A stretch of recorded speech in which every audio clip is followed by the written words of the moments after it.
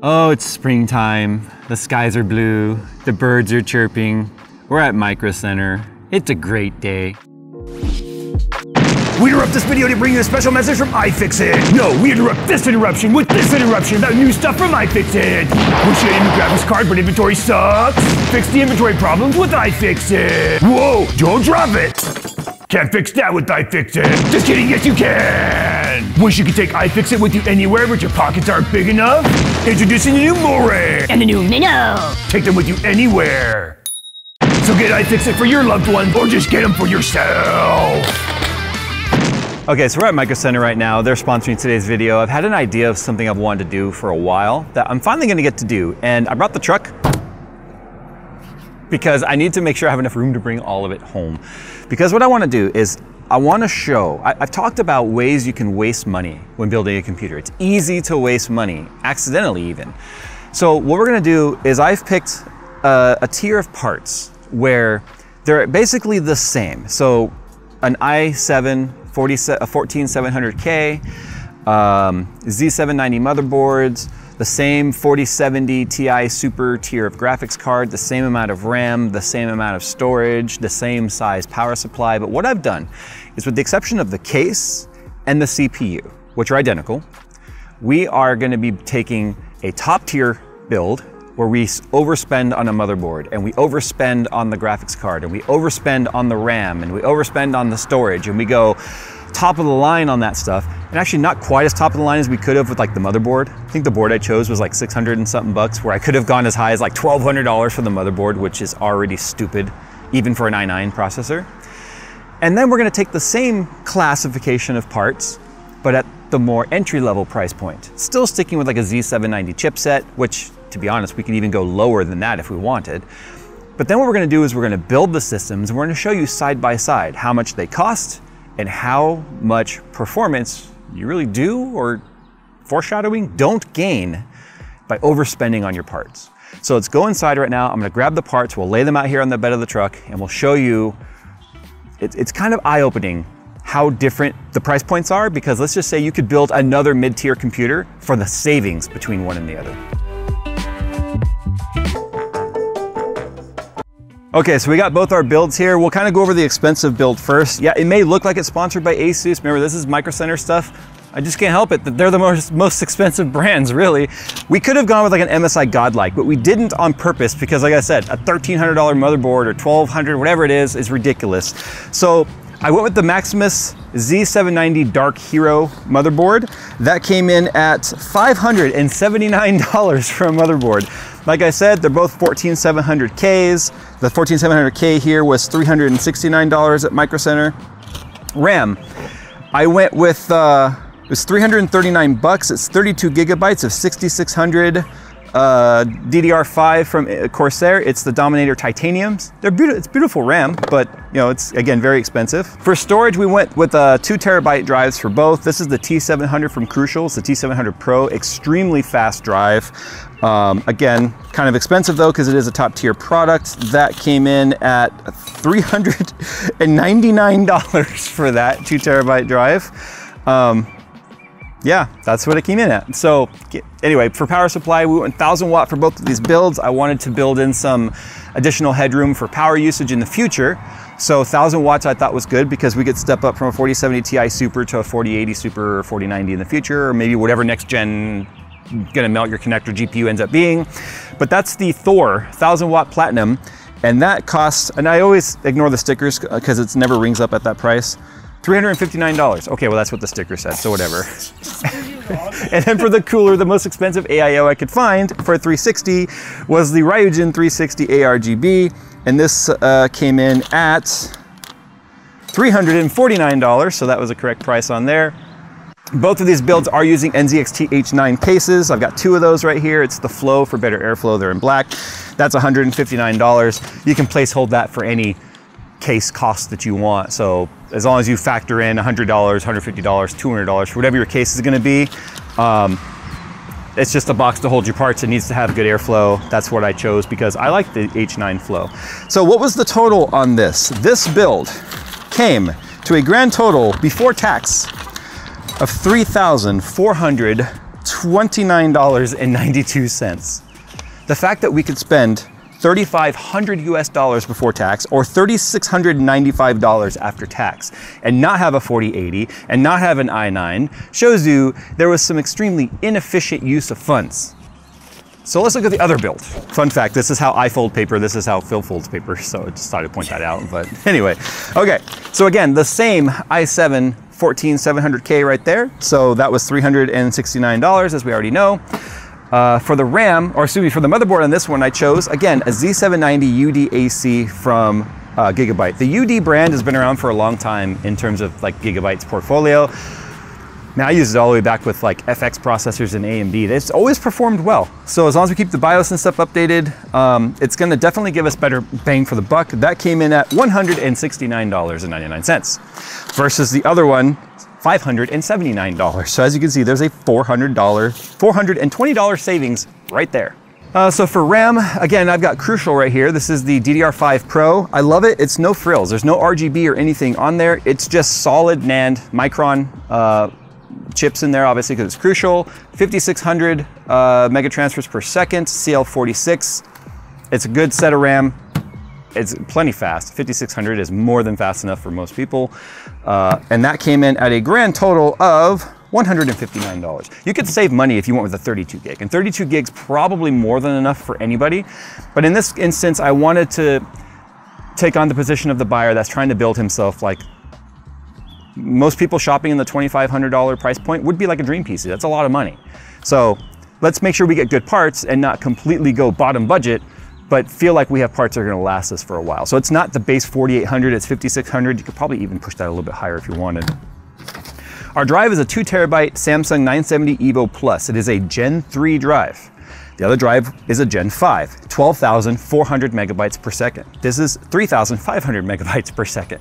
Clearly, it's 1/4 the speed of the other drive. Unfortunately, most people are never going to notice that speed difference because it's very rare that you're ever transferring files that are large enough for that speed to really ever show. And when you're loading like textures and stuff in games, it's pulling a lot of small files from different locations. You're very rarely gonna notice the difference between these two drives. So I would personally save some money going Gen 3 or maybe Gen 4 over a Gen 5 if you're shopping at this price point. This drive costs us $239. You could even save more money by going even lower spec if you wanted, by going, say, with the in-house Inland brand or just a smaller drive. So again, large enough drives that we're not gonna fill it too quickly, fast enough drives that we're not gonna feel like it's slowing down our system. We've talked about how drives can be the #1 way to speed up a slow system, especially if you're still on a hard drive for some odd reason.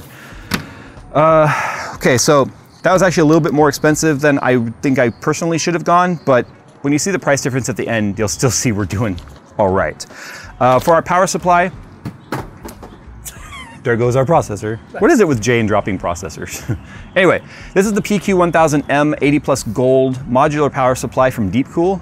Deepcool is a brand that's really been kind of making, well, I guess making some waves in the industry, if you will. They've got a lot of really good products at competitive price points. So that's, again, the 1000-watt modular. It's going to give us all the same compatibility we need for our graphics card to have a lot of headroom in the future. And I think this one might even be a PCIe 5 with a PCIe 5 cable. I can't remember. If it doesn't, that will sort of suck. But actually, I don't think this one has a Gen 5. We'll see when I open it up. Otherwise, we'll just have to use an adapter. That's gonna stink, but you can always change a single cable easier than the whole power supply. And considering this cost us $129 versus the Thor's $359, I feel like it was a fair trade. And then I think that's pretty much it. Again, the same case. Oh, the graphics card, of course. So for graphics card, the Zotac 4070 Ti Super Trinity Black Edition, this is an MSRP card at $799 versus the MSI Gaming X Slim, which was $879. So it is a $70 cheaper card. I think a lot of people, myself included, expected this to be an area to easily spend way too much money and get very little for it. I don't think that'll happen until you get up into like the 4080 Super Plus range, because you have a bigger gap between cards. And then last but not least, we have our Cooler Master, Master Liquid, Master Maker 360 Core Maker, Master RGB Master Cooler Maker. It's a $99 360 AIO, nothing super special. but still gonna give us enough cooling to where we can get full boost clocks out of our CPU as long as we wanna hold those boost clocks. So what was the total on this one? Before tax, $2,129. So a difference of exactly $1,300. Actually, it's $21.29 versus $34.29. Exactly the same cents. That's weird. So exactly $1,300 difference, or another computer difference worth of cost, because we could easily have bought and built like a 14600 system with a even the same motherboard if we wanted, and like a 4060 and a 1 terabyte drive and an 800 watt power supply and a case and everything for that extra money. So ask yourself, is it worth spending that much money for a system when you could have made 2 systems for the same price? Well, let's go build them and put them side by side and see.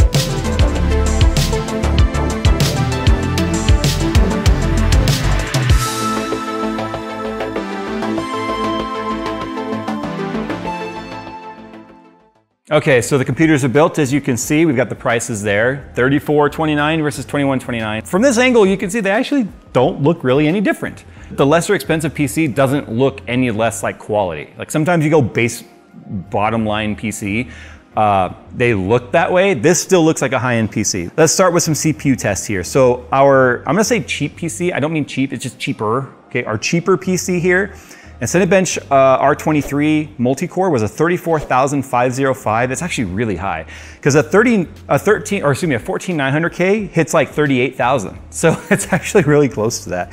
And the only difference between the two CPUs, honestly, is there's more E-cores with an i9 versus an i7. Otherwise, they're the same P-core count. So 34,505 versus a 35,977. So about a 1,400 point difference there, or a 4.3% difference. Now single core, a 2171 on the cheaper PC versus a 2210 on the expensive PC, at a 1.8% difference there.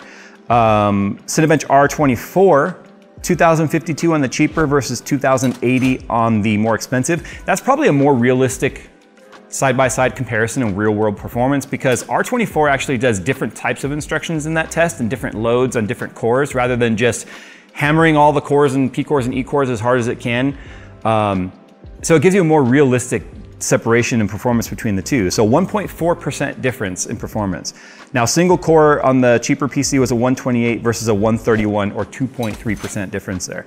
We also use Geekbench 6 for this one, free test. So if you also, these tests are free that we're mentioning here, so you can go and download them and compare them to your own system if you're just curious as to how these prices stacked up versus your build. Geekbench 6 on the cheaper PC was a 20,987 on multi-core versus a 21,578 on the more expensive PC, for a difference of 2.8%. And then single core performance, 2999 on cheaper versus 3112 on more expensive, for a difference of 3.8%. So you can see we're really low on the percentage differences here. Now let's talk about why they would be different even though they're the exact same CPU. We have two different manufacturers of motherboards here with two different logics on how they're going to take advantage of Intel allowing higher headroom and power table frequency charts, you know, power versus frequency curve, or the VF curve, or voltage curves and all that between the two motherboards. ASUS, as we know, is very aggressive. So the ASUS motherboard here still has the out-of-the-box BIOS. We did not update the BIOS because I did not want to put into effect right now some of the newer BIOS that have come out since we talked about the BIOS being too aggressive. They sort of went the other direction. Now the voltage is too low and CPUs are crashing because there's not enough voltage. So it's kind of the other direction now. So we just went out of the box. So the enhanced multi-core enhancement or let BIOS optimize settings that are on ASUS is more aggressive in terms of allowing more power, more temperature headroom, and more importantly, a longer thermal velocity boost, which means we're holding the core clocks higher, even though it's only going to 5.5, which is the out-of-the-box settings for all core, higher and longer on the ASUS board than the Gigabyte board. Now the Gigabyte board does have the enhanced features also on, but they're not nearly as aggressive as ASUS is because it's a completely different tier of motherboard, which is the whole point of this video. But was a $160 motherboard versus a $579 motherboard, I think that was the price. Does that warrant 3% at the most on performance? I think 4% is what we saw in like a single core in one of them. No, it was 4.3% on Cinebench R23 for all core. Because it was significantly more expensive than 4.3%. It was like 300% more expensive for that one part. So we could easily go in, because this is a K SKU CPU, we could easily go in there and overclock the board a little bit, or just enable a longer thermal velocity boost timer if we wanted, and easily match the performance. But out of the box built, XMP turned on both boards. So we're talking like 6600 versus I think it was 5600 on the RAM. Okay, let's talk about gaming, because this is obviously going to be where the two SKUs definitely compare to each other. Port Royal on the cheaper PC was a 15,590 versus the more expensive PC's 15,776, or a whopping 1.2% difference. So Cyberpunk 2077, the cheaper PC in 1080p gave us 127.45 FPS versus the more expensive PC's 131.18, or 2.9% FPS difference. So 1440p on the cheaper PC was 105.99 versus the more expensive PC's 109.87, for an even more narrow difference of 3.7%. We also tested F123, a new title for us. I didn't test that yet, but I just paid $70 for today because I wanted to include it in today's test, even though F1 2024 comes out in literally just a few days from now. And I still had to pay $70 for the old version, even though the new one is available for pre-purchase right now at the same $70. First of all, why the fuck is it $70? Why are games $70 now? 1080p on the cheaper PC was 178. 1080p on the more expensive PC was 182 for a whopping difference of 2.2%, or 4 FPS. 1440p, 143 versus 146 for a difference of 2.1%. Okay, let's talk about why some of those performance differences even exist if the parts are identical. Well, let's go ahead and do some live stuff so you can see what's happening so we can talk about it. Okay, so expensive on the left, cheaper on the right. Anyway, let's talk about the clock speeds. You can see our GPU is currently at 63C, 64C, 100% load, 2715, 2730, 2715, 2760. So if we go to the other side, you can see the GPU is a little bit hotter, running slightly slower. 2685, 27, 2685, 27, 2685, 2715. So this one is generally about 50 megahertz higher on average on the left side. You can also notice that our CPUs are very comparable in their load. Their frequencies are going to fluctuate. They're always going to fluctuate because it's not a very CPU intensive test. But you'll notice the temperatures are very comparable, which doesn't bode well for this AIO versus the $100 AIO versus the $360 AIO. Or $350, whatever it is. Although this one does have a really cool screen and stuff on it. I'll give it that. The magnetic connectors, there's a lot of premium you pay for in that. Maybe I'll do a video about the premiums and what you actually get. So we could technically go into Afterburner over there and match those clock speeds, and then we would get pretty much an identical score between the two. So that is why we're getting a different performance in one PC versus the other when it comes to identical grade graphics cards and even identical grade CPUs. So whereas the VBIOS in those graphics cards are a little bit more aggressive in the non-MSRP card, that's essentially what our motherboards are doing to our CPUs. Our motherboards are being a little more aggressive one versus the other on the CPU, allowing core clocks to go maybe a little higher or stay higher longer, which is giving us that single-digit performance difference. So let's go into a real title now, something like Cinebench, or Cinebench, that's not a game title. It's a game for me, I love playing Cinebench. But let's go into like Cyberpunk in a real game load, side by side in the exact same load. And then let's see what the clocks are doing there. And then we'll adjust the speeds dynamically and then see what happens if we get them all exactly the same. Okay, so now that we have FPS loaded, you can look in a real 118, 114, 113, 119, 109, 120, 119. So it's actually a fair amount of difference here by having 2805 versus 2745 over there. But what we're gonna do now is I'm gonna go into this one here and I'm gonna see if we can't make it match. So I'm gonna do this, I'm gonna have Nick do it. There we go. So we're at the same 2805. Interestingly enough, there's still an FPS difference between the two because 112, 113, 115, 116. So I feel like that GPU would have to be overclocked slightly to match it. So go from 60 now to like say 100 on that core clock. Okay, well, you know what? So the only other thing we can consider here is the cheaper PC does have a whole 1 gigahertz slower RAM speed, which does come into effect during gaming.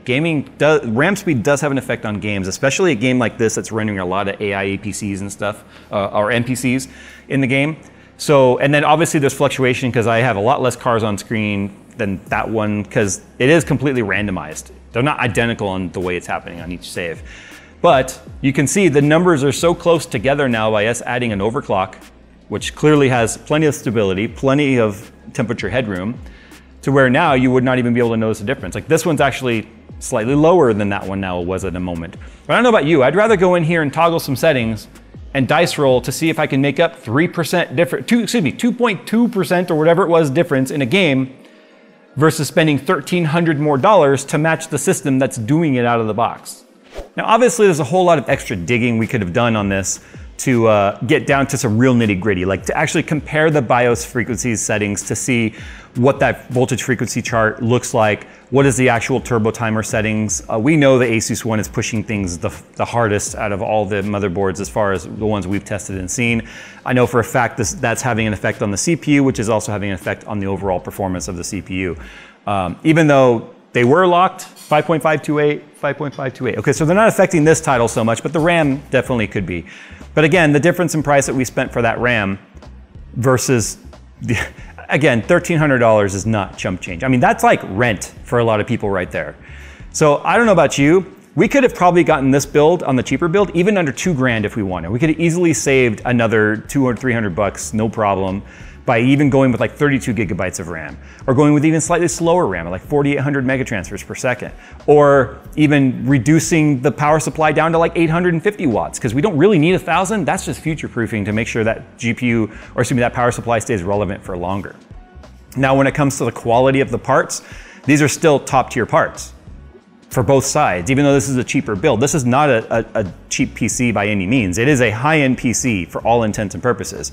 It's just, as you can see, you could easily spend way too much on one tier because realistically for the price we paid for this, we should have had an upper price point on everything. We should have had a 4080 Super in there. We should have had an i9 in there because we could easily have a 4080 Super and an i9 in this system and still spend less than we did by not going as high on the motherboard and such, because this motherboard could still support that. No problem whatsoever. So I think it's really important for you to consider the fact that you can easily overspend on parts. You don't need to necessarily sort by show me cheapest, but I think there's definitely a good just meat and potatoes section of the genre, right?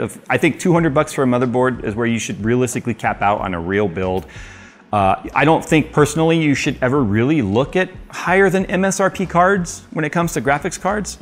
Especially in the 4070 range like we are right now, the 4070 Ti Super. Because when it came to GPU choice for us, I mean, the 4070 Ti Super was as high as we could go without jumping to that $1,000 graphics card range. But we could obviously jump to a $1,000 graphics card here easily if we wanted, because we're talking $799 versus, I think it was $869. Now we're talking a difference of $130 to get to a 4080 Super MSRP, which would be much faster than these even.